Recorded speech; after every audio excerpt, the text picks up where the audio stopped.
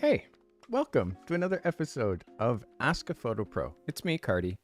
Today we're going to do something a little different. I thought, because I see so many people who have problems with processing, so many people who have problems with the post-production side of this business, why not help you with some post-production? So I'm going to do everything step by step from when I import my card from my camera.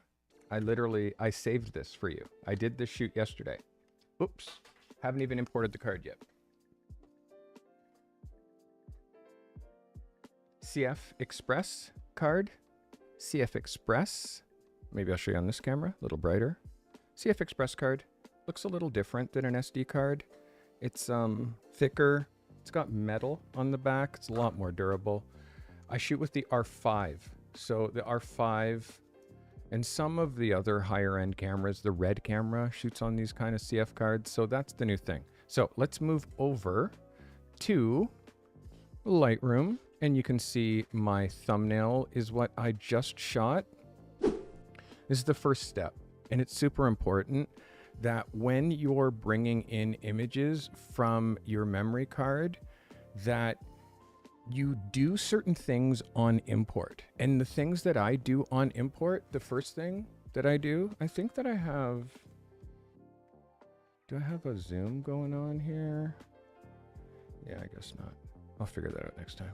So what we're doing is making sure that we don't import duplicates, we build smart previews, we rename files. So that's the first thing that we're gonna do. We're gonna rename files on import. So let's call this the girl's name, which is Stephanie. And then the next thing I do is I do lens corrections. So you'll see here that I have lens corrections. Let me actually just add my magnifier. Yes. Magnifier. Yes, here we go. Nope, not working. Just for me. Okay, so we'll get that going next time. Name. I also do lens corrections and CA corrections. So I add my lens corrections. The next thing, very important, is copyright information. Underneath lens corrections, it says apply during import. So I do my metadata. And you can, if you don't have your metadata, meaning your copyright information here set up, ready to go on import, what this does is it brings your copyright information and it puts it on your raw files on import. So if you don't have that, click new, and up here type, if you're on a Mac, it's Option G, which is copyright, and then you just make, and you say, you don't need to deal with that, camera info, it'll pull all that, and then down here where it's red, just fill in all of this stuff. Fill in your copyright, which is Option G. And then fill in all of this, your email address, your website, your phone number. This protects you and it's in your files. And then you say create. And then after you create it, now you have a metadata template. And I can just add my template. The next thing you do is you set where you want it to be. I always import my images onto an SSD drive, not a spinning drive. An SSD drive writes faster, and I also don't ever bring them onto a machine locally. I never store photography on my machine. I always store them on externals. If you're storing your photos on your machine, the likelihood of your machine failing and you losing not just your machine, but all your photography is very high. So it doesn't matter whether you're on a PC or a Mac, especially if you're on a PC, make sure that you are doing this. Make sure that you're actually using an external. So now I have it going into the external. I have my metadata, I have my lens corrections, and then I'm naming it. And then I say import. And now it starts to import. So as that's happening, which it happens in the background, I can talk to you a little bit. This doesn't take much time. And here's the next thing, is after you're importing, you need to cull, meaning after you import, you need to cull. You need to actually start seeing what your work looks like. And you can do that while it's importing. You don't have to wait. You don't have to go away. You can go right back to your folder and start looking at your photographs as they're importing. As they're importing, you get to see them. So here's what I do. On my first pass, I make sure that I take out any of the duds. I take out any of the ones that aren't like blinks or anything that looks like it's questionable. I just take it out. So I'm doing this again, as mentioned, while it's being imported. Right now I'm not seeing anything. This one's a little dark. And the ones that I need to dump, I flag them with the number 1. So I've just pushed number 1, and I'm going to show you why in a second. So we're just going to hit number 1s on all the ones that I want to get rid of. Need to get rid of that one.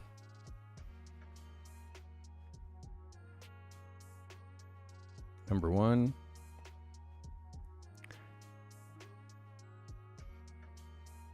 She's blinking here. And again, these aren't 100% yet because the previews aren't even built yet. But I'm just checking blinks, and it speeds up the process because I'm able to do this while the shots are importing still, while the previews are being made. So I lit this with 1 and 2 lights. The images up here are with 2 lights. The images down here are with 1 light. It's a bit off center. That's off center. So anything that I don't like gets flagged with a number 1.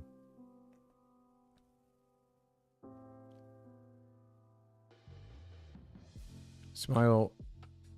Again, the previews are not built yet. My machine is doing lots of things right now, meaning streaming live to YouTube, as well as I'm streaming vertically live to YouTube for the first time ever at the same time. So I'm streaming twice. I'm streaming to YouTube main, and I'm streaming to YouTube Shorts vertically, which is absolutely insane. I've never done that before.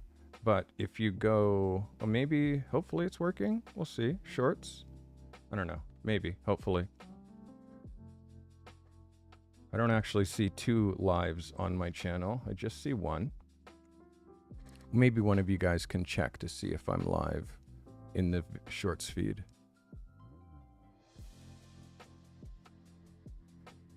All right, so you can see here we changed the shirt. Look at the difference between this shirt and how actually baggy and kind of again, this is her shirt. I knew that the black was gonna work. I knew that the black was going to work better, but again, it's not up to me. Okay, so we can just stop that. Yeah, it's not up to me. Let's just stop that because it's not actually going. I can see that it's not working. It's not going to the live feed, so we're going to stop that. All right. Figure that out. And then look at that's obviously a blink, so we'll get rid of that one. But just look at the difference between these 2 pictures. Her with the, this versus this. So much different. Okay, still doing the quick. Starting to get some smiles. Okay. And again, really watching the head angles so we don't lose her face to the glasses. You can see here how I could see the pillow. So had to get rid of that. Like I don't leave leave it to taking it out afterwards. I always just have to fix it. You can see the difference between 1 light and 2 lights. Just bringing in a little bit of brightness in the background on these. And then, of course, at this point, you can notice it looks very much like I'm shooting the same picture over and over and over and over and over again, because I am. because it's all about the exact photo with the exact expression. So I just keep going until I have it. Just keep going until I absolutely have nailed it.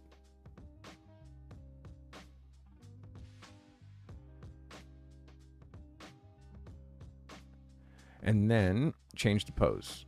You can see the difference between her leaning. Give me a preview, please. Thank you. Between her leaning and her in a more boss position.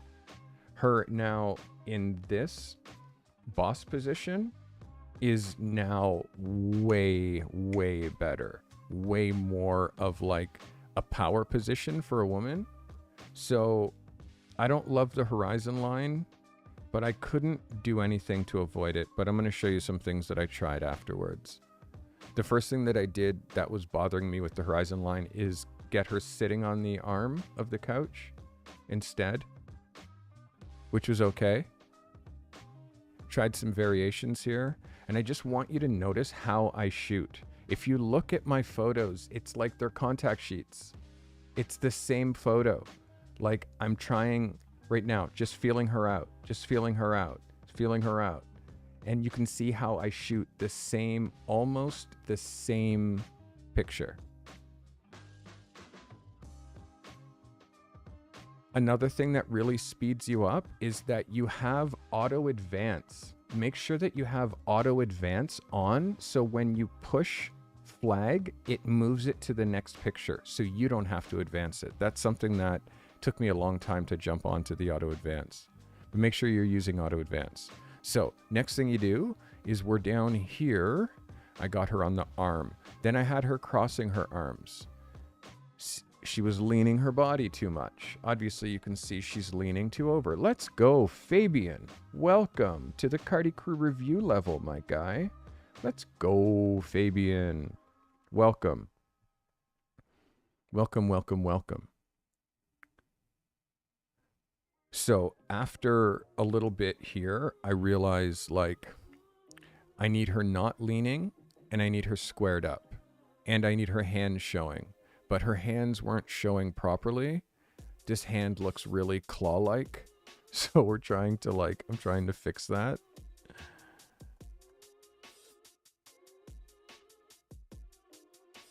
Again, her hands under end up working the best. So we ended up doing it with one. And I want you to notice the small details. Like her hands look too big here when her hands are like this.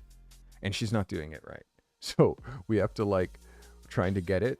And also notice the black background. Now I've brought in my black background, but still the hands aren't right. The hands are very wrong here.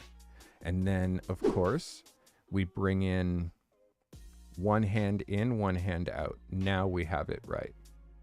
Just about getting her expression right. Get rid of this one. And now that's starting to look like, and again, her lips, I don't know why girls get their lips injected, because it really does look like you got your lips injected. And now I have to see what I can do about trying to fix that after the fact. But now just look at this picture. It's really starting to come into something. Super professional. Arms down is strong. And again, she owns an advertising agency. These aren't modeling pictures. These are her professional headshots.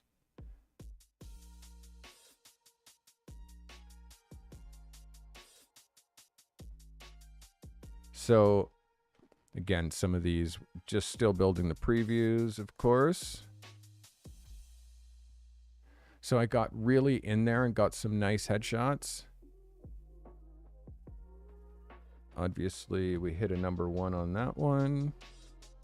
And now look at it, what it looks like with the black background. Again, I shoot with black velveteen. I just pop it out of my camera bag, tape it on the wall. Here we go. So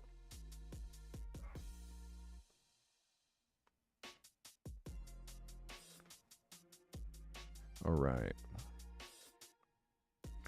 So you can imagine there is stuff here. She didn't want to do a third outfit. Shauna, working. Take that out.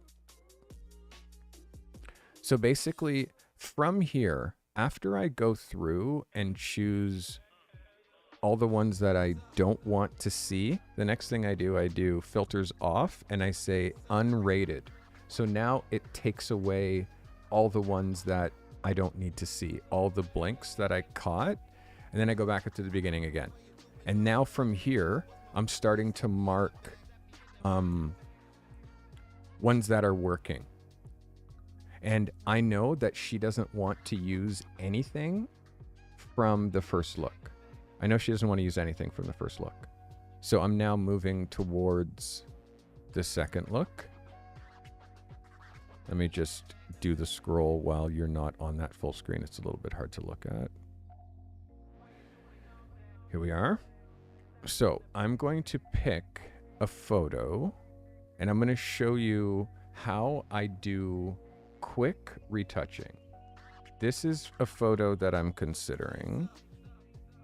And let's make these thumbnails even bigger.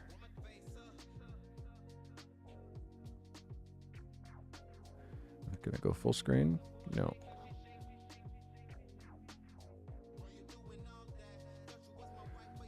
This, give me a preview. This is something I'm considering. By the way, you guys have any questions, please ask anything that you like about anything that I'm doing here in Lightroom. I think that it's important that you get a little bit of Lightroom love from time to time, because I think not enough photographers know what they're doing in post-production. And the ones that do, like, amazing, sadly, like, newer photographers spend all their time thinking about photography and not enough time thinking about the back end.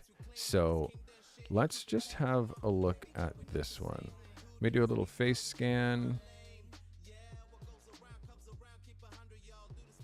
Yeah, I could work on that. She's very self-conscious. She notices that this tooth is like a little bit of a different color, but it's nothing that I'm really going to be able to easily fix. So we'll flag that one. See if I can find another. I really want to do one on the black background. I like this angle. It's not very centered though. Can definitely fix that, but hey, smart previews, thank you. Could definitely fix this. Let's go into the develop settings. D. There we go. Let's bring this in just a touch. Yeah, right about there.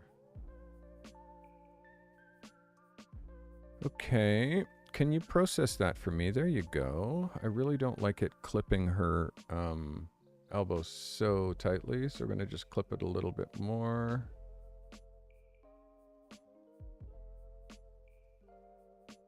Okay, so this is my image, and you can see this is what my stuff looks like out of camera. I'm going to do a couple of adjustments. First thing I'm going to do is bump the exposure just a touch, like this is 10%. I don't want to lose any skin, but I definitely want it to be just a touch brighter. And contrast is good. I'm going to bring in just a little bit of shadow detail so we can see her shirt just a little bit more. Because you can see it's just like a bit of a, I want to bring back just a little bit of detail. And now you can see here, in her shirt, we have fabric. Now, hello preview. Could you give me a high quality preview? All right, there's that. And then as far as everything else, clarity, her skin, I don't do anything with clarity, texture, dehazing. You can see I added exposure and I added a little bit of shadow detail. I didn't even touch contrast. Like, that's literally it. And now from here, export. Now I'm going to do a shortcut for export, but you go like this down here and export. But you can see on a Mac it says Shift Apple E. So that is what I do, Shift Apple E. It brings up the export dialog, and I am setting it to my retouch folder. It's going to my retouch folder. It is a TIFF, and it is 16-bit. It's really important that it's 16-bit and not 8-bit. It defaults to 8-bit, but make sure it's 16-bit, and also make sure that it is 300 DPI. You can see here, I set my DPI here for 300. The default is 240 on some cameras. So change your DPI to 300 and 16-bit and export. And then now I am going to change screens because I need to open this. I need to open a couple of programs. I need to open Bridge and I need to open Photoshop after I close Lightroom. By the way, if something you see helps you, you can make a clip using the scissor tool underneath this video that you're watching. There is like a scissor tool. And also, the next thing that you can also do is use the clip command, meaning type command clip. That makes a clip for me and saves it on my hard drive. All right. So now I have pictures that have appeared in my retouching folder. I do believe. Is it here? Oh, it's still processing. Yeah, the thing is that I have it building smart previews. So let's stop that and get this export guanin. How's that? There we go. Now we're exporting. Fabian has a question. Atoms are not working. Yeah, I haven't turned on any of my, I'm sorry. I have so many things running today because when I run Photoshop, Lightroom, some of these programs, like I want to make sure that I'm not crashing. I'm opening Atom now so you guys have control. Oops. So you guys have control. But I want to make sure that I don't push my OBS too far. Here's another secret, by the way. Make sure that you add your custom logoing. You notice how I have my logo here in Lightroom Classic? You can do that too. It's pretty easy. You just drop this down here and, or actually you go into settings and it's called identity plate. And you just click here, identity plate setup, and then you can just upload your identity plate. And mine is right here. And it even tells you what size to make it. So I have my own personal branding up here in my Lightroom. All right, that file has been exported, so I can quit Lightroom.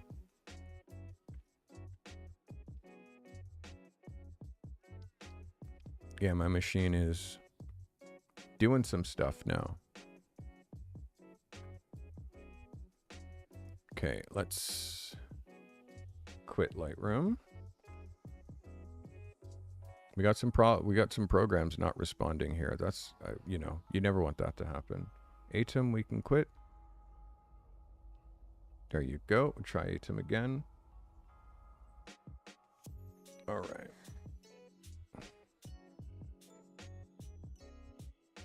Okay, let's go to Bridge. Okay, here is the photo in Bridge. And now I can open this photo in Photoshop, and there it is. And now it's all about, the first thing that I do, select this layer and I duplicate it. I'm showing you quick skin retouching right now. I'm not doing frequency separation. Not every image needs frequency separation. And if you have a tablet, like, again, I'll say, I can't stress how important it is to have a retouching tablet, which is... Why is that so pushed in? That thing down there? Not sure why that's so zoomed in, but yeah, down there. You need a retouching tablet. So the first thing that I do is I duplicate this layer, and then I'm going to bring this to 100%. and I'm going to go to the patch tool, which is underneath the healing brush. The healing brush is here. The patch tool is underneath. So go to the patch tool.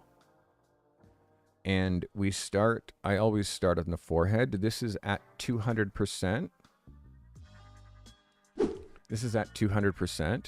And the first thing that I'm doing is just getting, getting flaws. A little bit of patchy. Fort Apache. And I do this relatively quickly. It doesn't need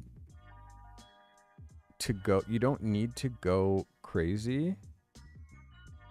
But this is simple skin retouching. I'm using the patch tool. You can see small little flaws in the skin here. You just, and the thing that's great about the patch tool is it holds the integrity of the skin. Holds the integrity of the skin. The healing brush makes the skin look very blended. The patch tool is, and especially if you have someone who has relatively good skin and you have good areas that you can clone from,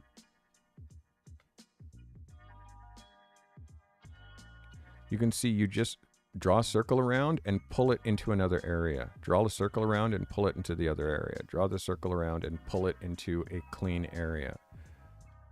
So I'm just doing this to just blend her makeup, make sure that this is all nice and clean. I'm going to do a little bit of advanced retouching here if you stay to the end. So first I'm doing skin before anything else. I'm just checking skin. I'm seeing some foundation.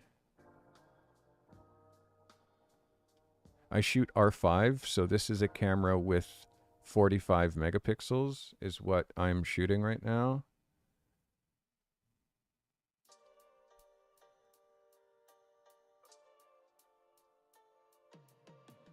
You can see it's very, very slight adjustments that I make.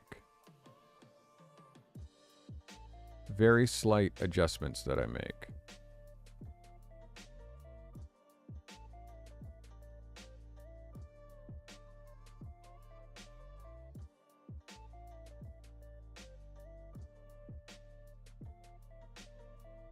And there's also certain times that I use the spot healing tool, but it just depends on what I'm healing.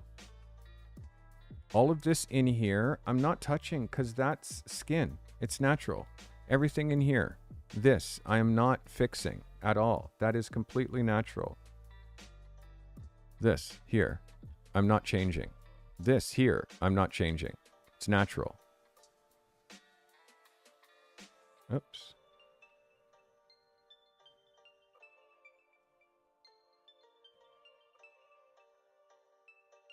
And you notice how I just pull along the same axis and then I get the same light on either side.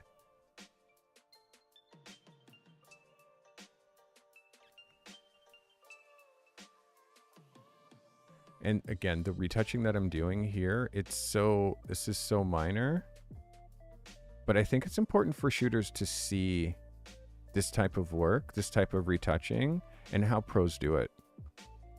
It's not, like, sadly, too many new photographers actually go too far with their post-production. And you can actually see how my work looks very much like out of camera. So I don't need to do that much post-production. Okay. It's getting into some trouble areas now. Okay, so for these dots here, I'm going to fix them in a different way. These dots, this lip area, I'm going to see what I can do. It's just a couple more skin things. Take that away.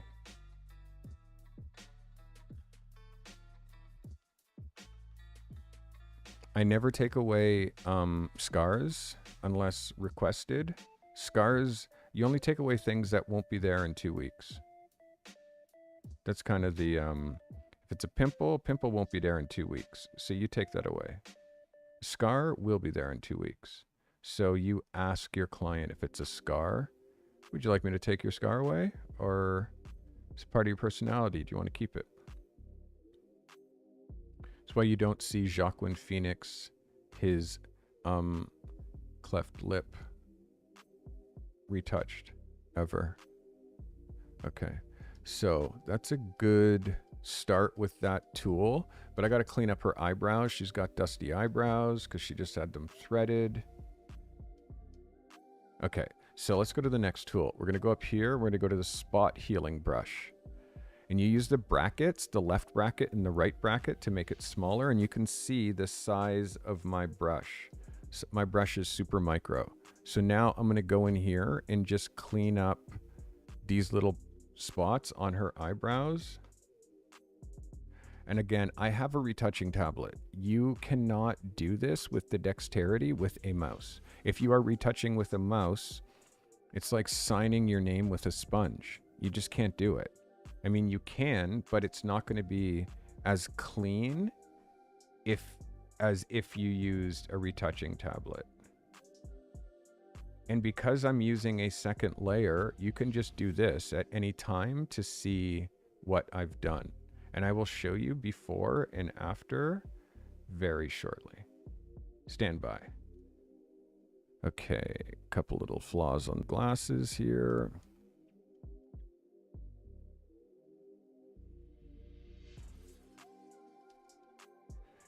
The dexterity that you can have with the tablet and mouse, you can see how I'm just moving around this frame using the space bar. Whenever I use the space bar, I'm just throwing the image around that way, and when you let go of the space bar, it goes back. And I am retouching at 500% right now. In case you're wondering, this is 500%.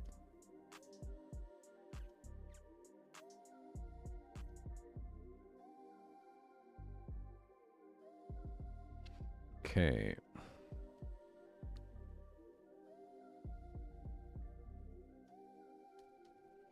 Now these dots is what I was talking about earlier. Let's just do that. Yeah, that's better.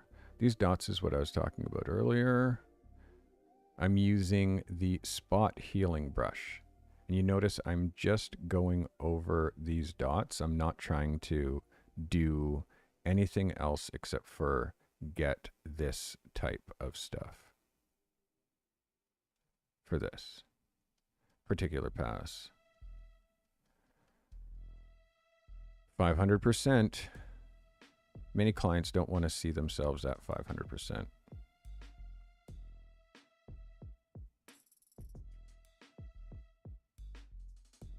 Okay, all of that I'm going to take away.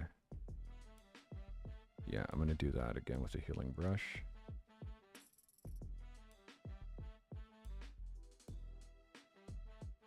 And it's funny, when people are watching me do this, it's like, I don't know, am I stressed that, oh my God, I'm going to make mistakes? It's like, yeah, it is what it is. You know, this is more of a demo. But I am trying to get it as perfect as I can. I am trying to get it as perfect as I can. Okay, let's look at this back at 100. Okay, so now it's clearly...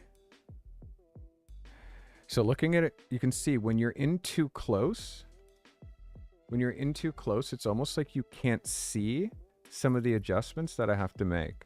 But when I'm here, I can see that I want to fix this. I need to fix this, this, and possibly this.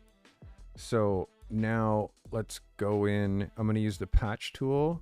Bring my tools back. Patch tool. Just do a little lasso. Pull this up here.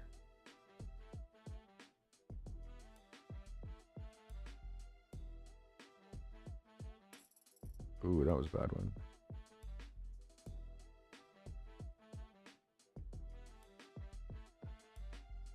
Oops. There we go. There we go. So delicate around the mouth. So delicate around the mouth. Like I can't have this looking like I did anything.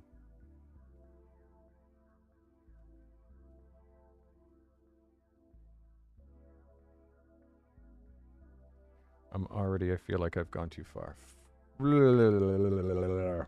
This is me undoing all of that I just did. And also when I retouch, You can see, you can go back to history. I save 50 states. So I can back up 50 states. You can change how many states you can back up in your preferences. My suggestion, more than the default, because when you're retouching, you have no idea how fast. 25 states is 30 seconds. So if you're trying to go back more than 30 seconds, at least when I'm working. All right. Okay, let's just look at the last little bit. This is at 100%. Much better. Let's look at the lip before, after. You see my little scar fix. I'll give you this a little bit bigger. Before, after, and I'll show you just all around the face. You can get an idea as to what I'm doing. Before, after, and then this forehead after and before. It's very simple. Very simple. I try not to go too far. It's necessary to not go too far. Like, this is what she looks like now, and this was before. So small things, but I'm gonna do a couple more things, and then I'm gonna try to do something with this lip. I'm gonna see. I might not be able to do anything. Like, and if I make it look worse, then I'll tell her I can't fix it. So just gonna fix this last little bit on the shirt.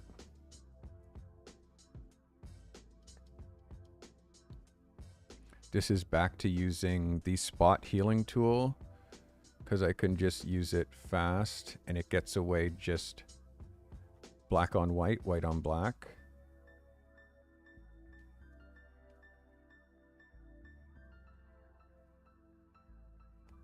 Without damaging too much of the fabric. Be very wary about dust on fabric, because if it's a light fabric or a patterned fabric, it can really get tricky to retouch.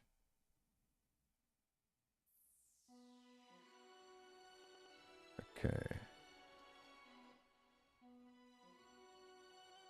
Okay, and this highlight, I don't want that to be there. I'll take that highlight away.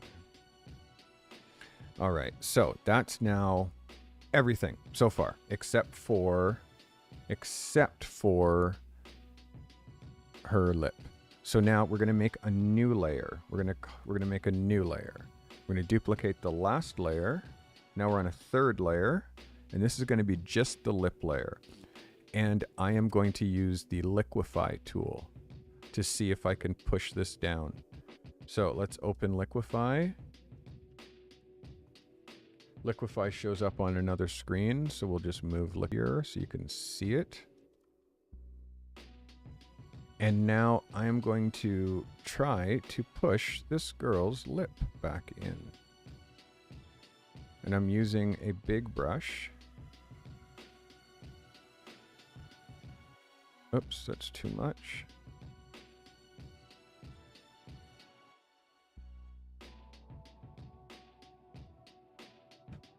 You can see I'm doing just a very, very slight amount. This is the Liquefy tool. This is the tool that people use to make boobies bigger and butts bigger. Liquefy. I do not like Liquefy. I do not like it. I do not like this tool. But sometimes you need to do it. Look at the difference. That one lip just looks swollen. I'm just trying to bring it down just a little bit. And you can see the before. I mean, that's the after and that's the before. And funny enough, I'm going in the opposite direction. Opposite direction. And then there's just a puncture point. Like right here is actually the puncture point. So I'm going to go back here to the patch tool. And I'm going to go around this little flaw and drag this over right there. And that's it. So to me, that is as close as I can get to evening her lip. Does that make sense? Does that make sense? That's about as close as I can get to evening her lip.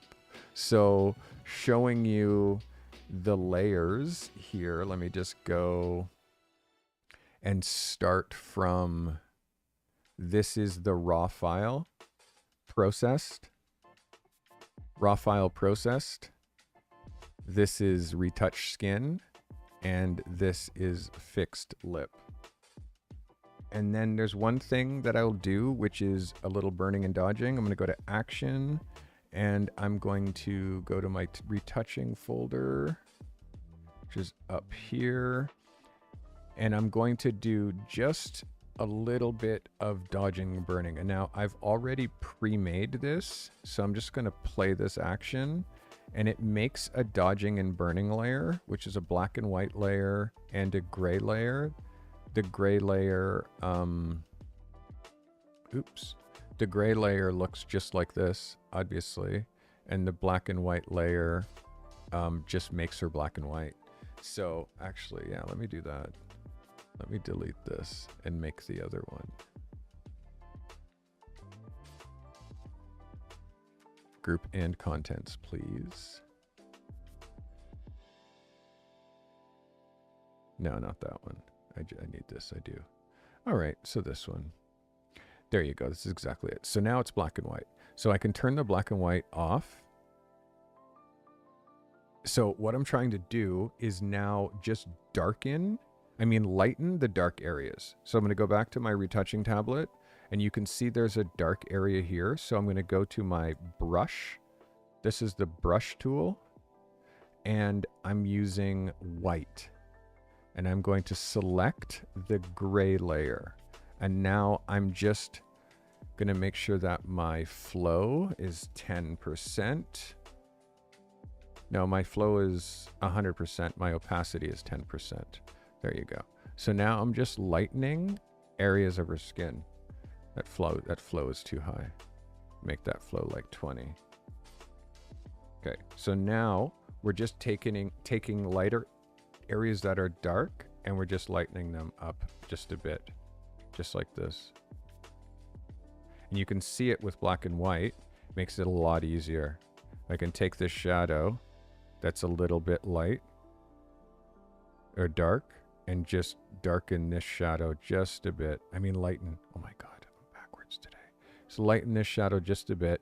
And you can see how necessary it is to have a tablet, I'll say again, just by seeing how dexterous I can move with this mouse, with this pencil instead of a mouse. And then up here, we'll do a little bit of under the eyes. And in case you don't think that I'm doing anything, this is before, this is after, just to see what I'm doing.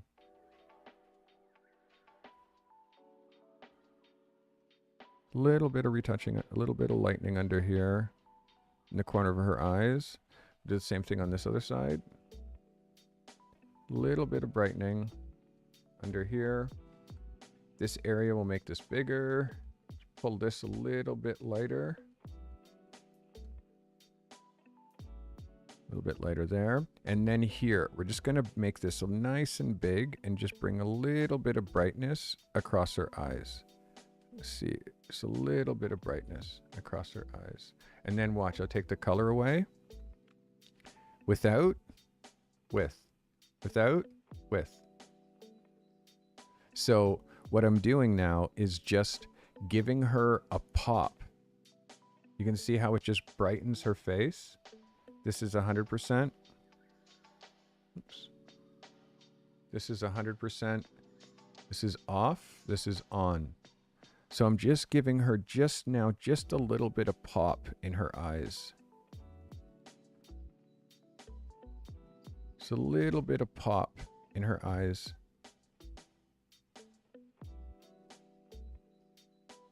Before, after, before, after. And now I'm going to pull down the opacity of what I've done so it's not so harsh. I'm going to bring down my opacity to like 70%. And now after, or that's before, after, before, after. Just brightens her up just a bit. And then from there, That's what I call a final. That's what I call a final. You can see there's just a little bit of flyaways here on this side. It's a little bit of flyaways here. A little bit of flyaways here. They don't bother me that much. Up here, a little bit of flyaways doesn't bother me that much. Like, for me, there has to be a little bit of reality. It can't be too perfect. But for me, that's the picture. This is the final. This is from going from the gallery all the way to here. Now, what is this? There's one more step. This is now called a master. And I'm going to show you how to save a master. It is a TIFF. So I'm going to save it, and I'm going to save it into a folder called like we can call it whatever you like. For me, I call them TIFFs, and they're all high res, retouched, and 16-bit. So you save your high res retouched 16-bit, and also you flatten all your layers. So the first thing that we need to do is delete the black and white layer, because this is actually an extra contrasty layer to make me able to see what I have to do with all the red taken out. So the red is super punchy with the lips. So the first thing we do is delete that black and white layer, because that's just a guide. And now we can merge. You just touch this and you say flatten image down here, which is also merge visible, Shift Apple E, flatten image. And now the image is flattened. So now you have your, and then you save it. And you can see up here, if I say image mode, it says 16-bit, not 8-bit. It says 16-bit because this is the master. Now if you want to resize for submitting to me, this is how you do it. From here, you create an action, which is this button right here, new action. And you say resize for Carty. And then you do resize, which is up here, image adjustment, resize, but I use shortcuts. So this is resize. Then you say 100 DPI. And then up here, after you've done 100 DPI, then you say 4,000. So now it's an image that's 4,000 by 6,000 at 100 DPI. And then you say, okay, now it's resized. The next thing that you do is you save as, or I do save for web, but that's like legacy. They don't have, so you save as, and you're saving as a JPEG. So here now you're going up. Oh yeah, I have this as a 16-bit still. So in order to save as a JPEG, you have to go here and change it to 8-bit. And then when you save as, you're able to pull up all of these options, and then you save it as a JPEG, put it where you want to put it, and then save. Now, keep in mind, this JPEG is a throwaway. It's a throwaway. Like, if you want another picture, and then this, which is your master, you close it without saving it, because I've already saved it at the size that I want. And if I save it now, it is going to be 100 DPI at 4,000 by 6,000. And I don't want to do that. So you could back up by doing the undo key, or you can just close it and it'll ask, do you want to save it? And you say no.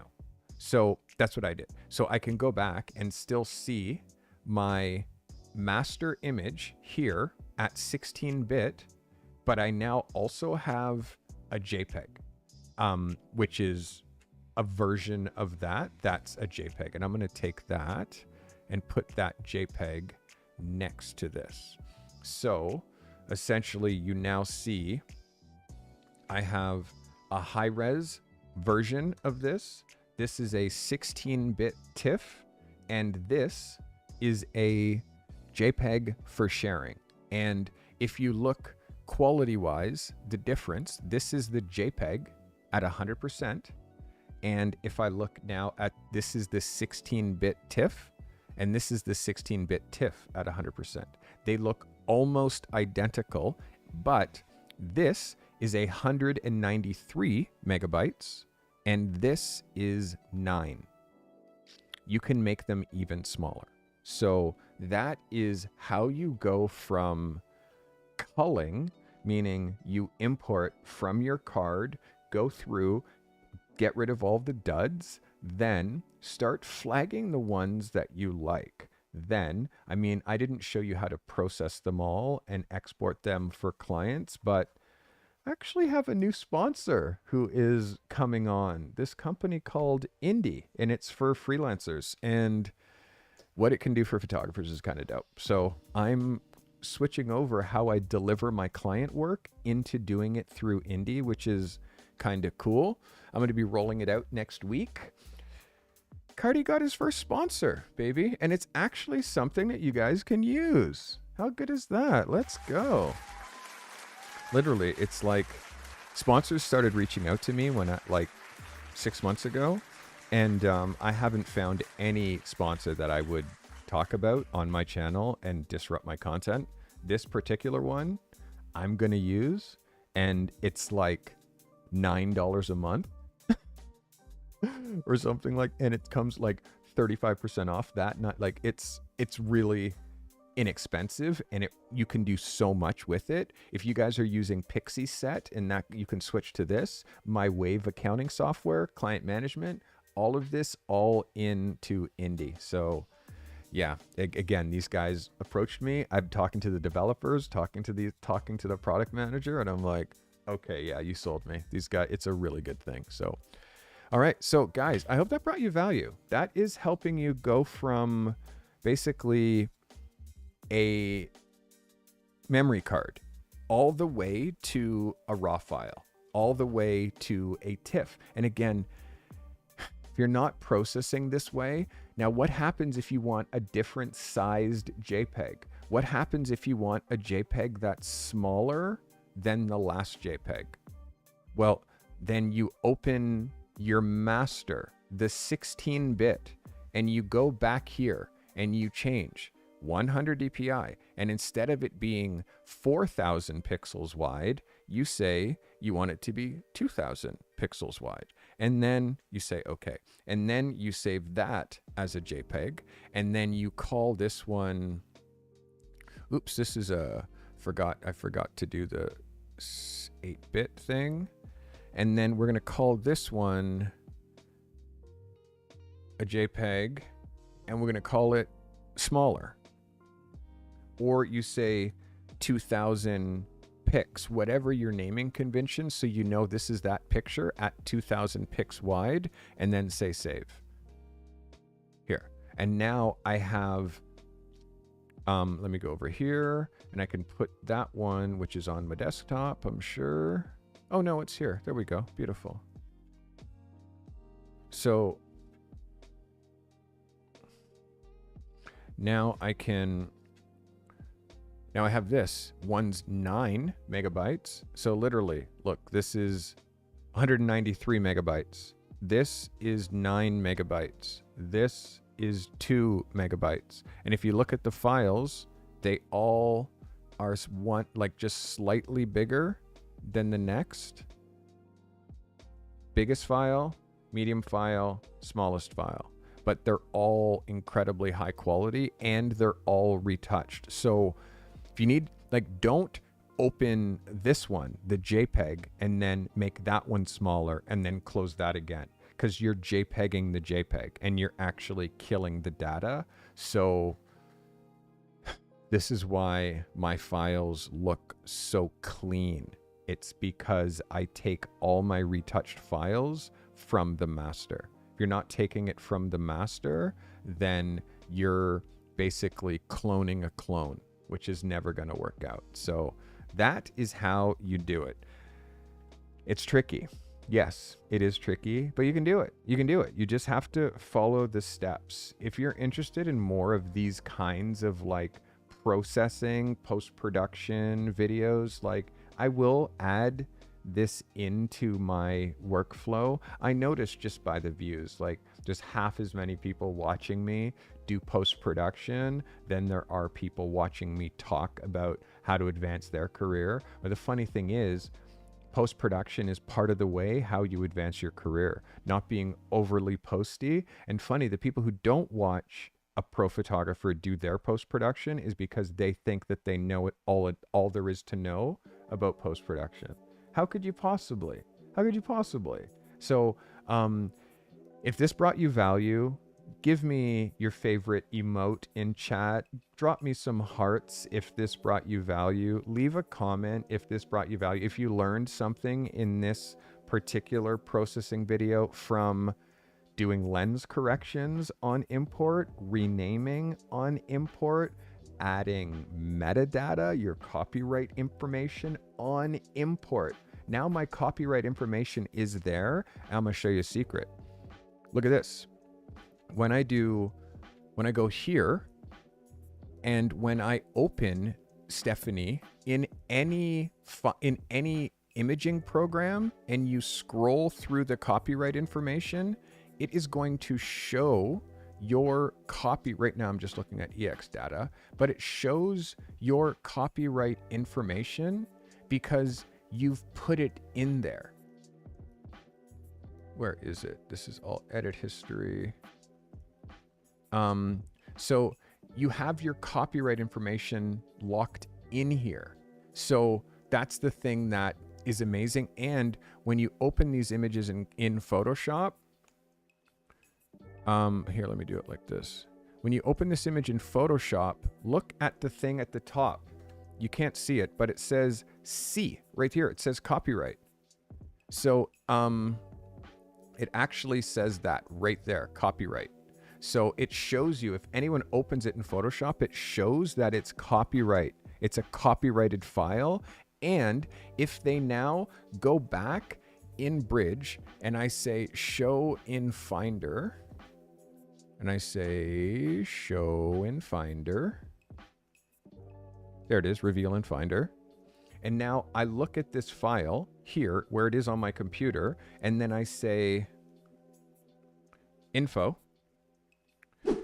It actually will pull up copyright information here. Like, it pulls up your copyright information. I'm trying to find it, but yes, it is here.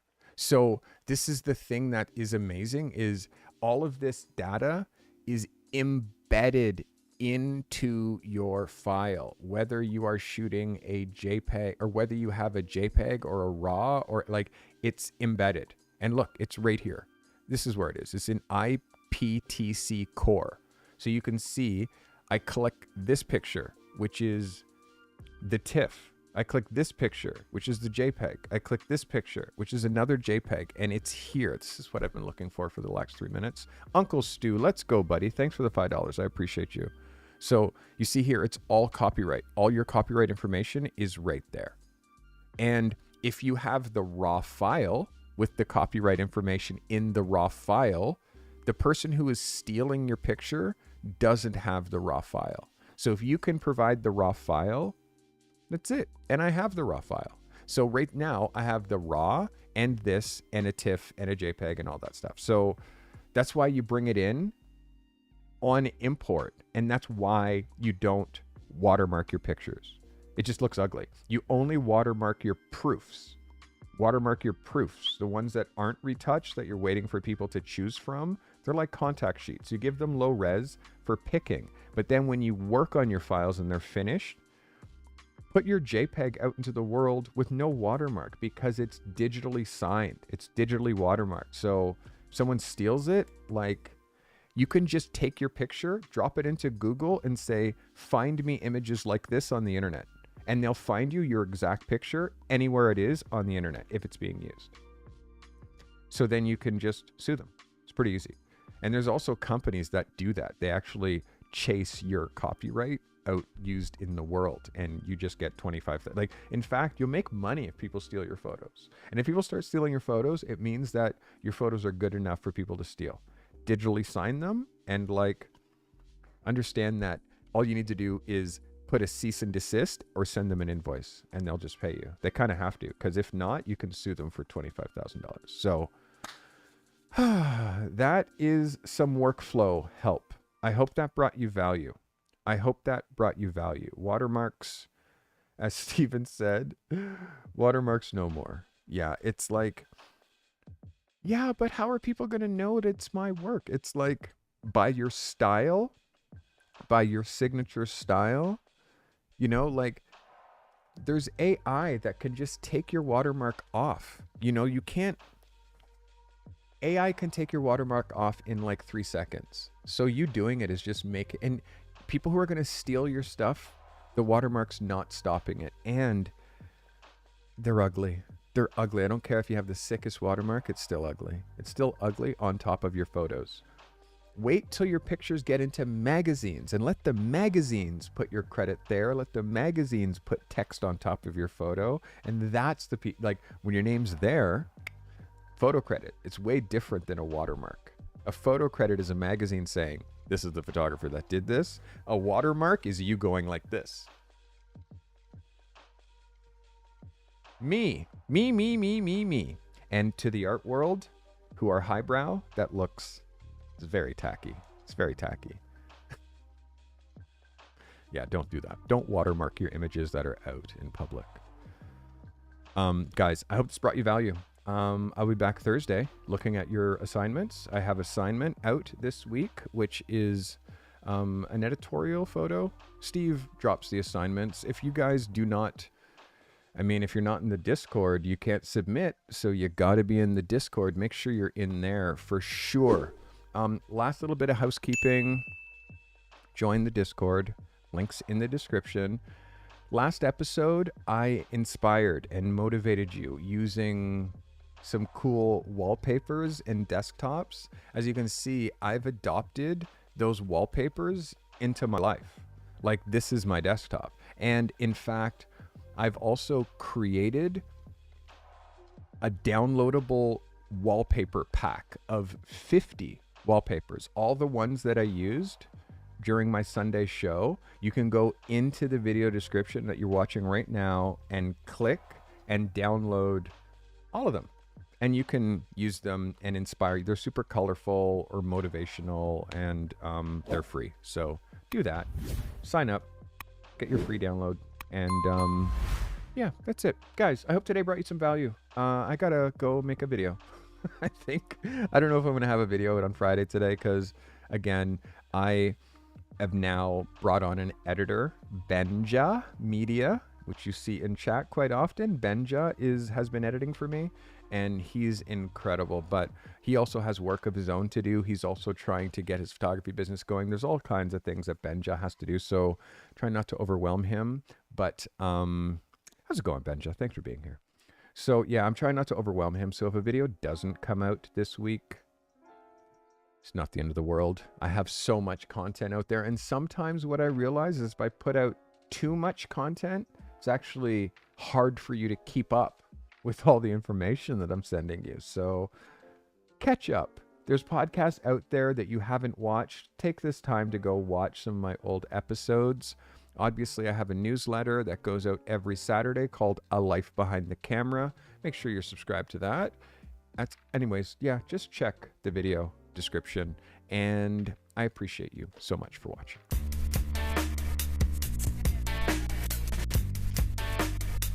If you learned something during this episode, do me a favor and leave a comment. Comments really help. You have no idea how much comments help. I actually read all of them. I really do. I read an answer. If it demands an answer or a reply, I'm going to answer.